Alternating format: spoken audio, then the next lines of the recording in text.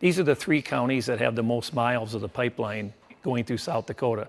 Spink is number 1, McPherson's number 2, and Brown is number 3. And so we have a really good block here basically of the counties that said, no, we're going to put in restrictions, we're going to put in protections for our citizens. And they've been intimidated and threatened. Our Public Utilities Commission held public meetings. They had 4 all over the state in the areas and all over the state. And at each one of those, I went to 2 of those and testified. And at each one of those, at the end of each meeting, the commissioners said, we want to know how your locally elected officials feel. Go back and get them to weigh in. That's going to be very important to us. So that's why we did this when we went back to the commissioners. It wasn't the commissioners that took the initiative just to do this. We had to go back to the commission meetings. I attended many of them in Spink County and Brown County and tried to impress upon them the importance and to get them to do it. And so then they did do it. And then they got punished for it. They were threatened, intimidated, sued. Once the Public Utilities Commission rejected the permit last September, then the lawsuits got dropped for now.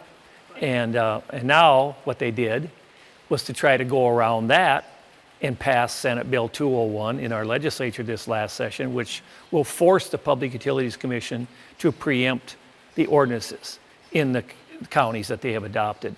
And that's ironic because before they rejected the permit, that was one of the reasons the PUC could have preempted them and rejected them then, but they ruled that they were fair and reasonable, that everything the counties had done, they were fair and reasonable, so we're going to leave them in place.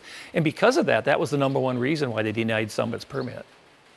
Because Summit complained and said that they couldn't comply with the ordinances, so they couldn't build that way, which isn't true, but that's what they were saying. And so the Public Utilities Commission said, well, if you can't comply with the ordinances, we're not going to preempt them, and there's no reason to go ahead with the hearings, so we're going to deny the permit.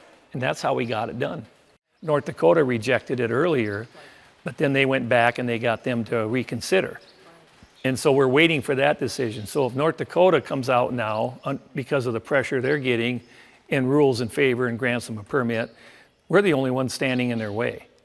And we're going to continue to do that. And I'm pretty confident that South Dakota is going to be the state that's going to say, no, not here. This is going to be stopped. This is a boondoggle.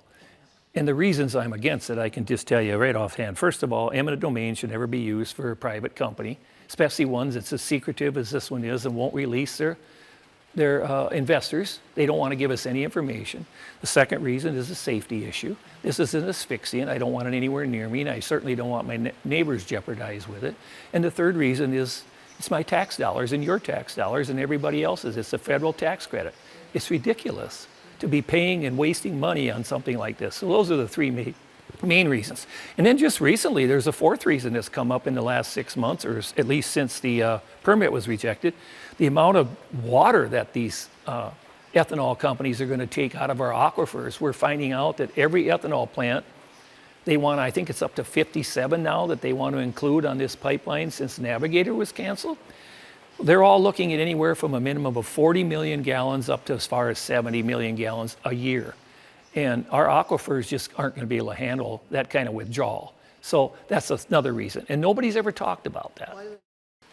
I mean, I have never dealt with a company that is this dishonest, this secretive, and frankly, they're a bunch of bullies.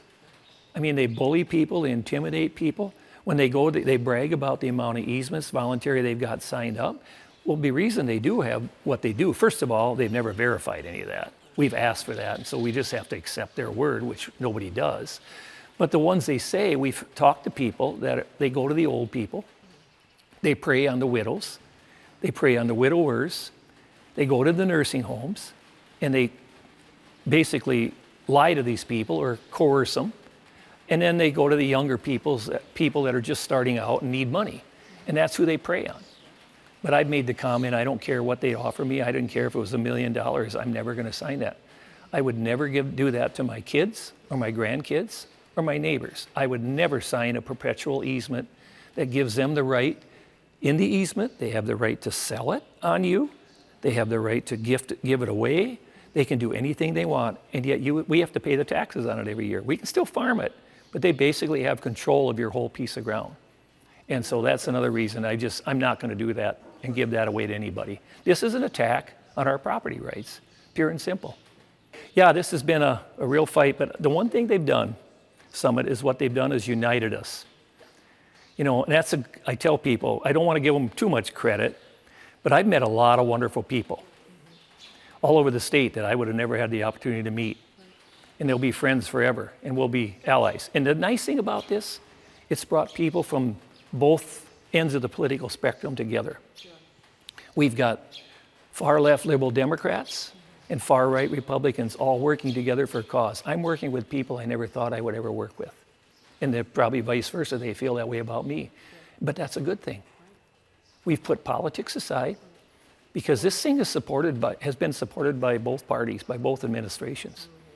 And it continues to be that way.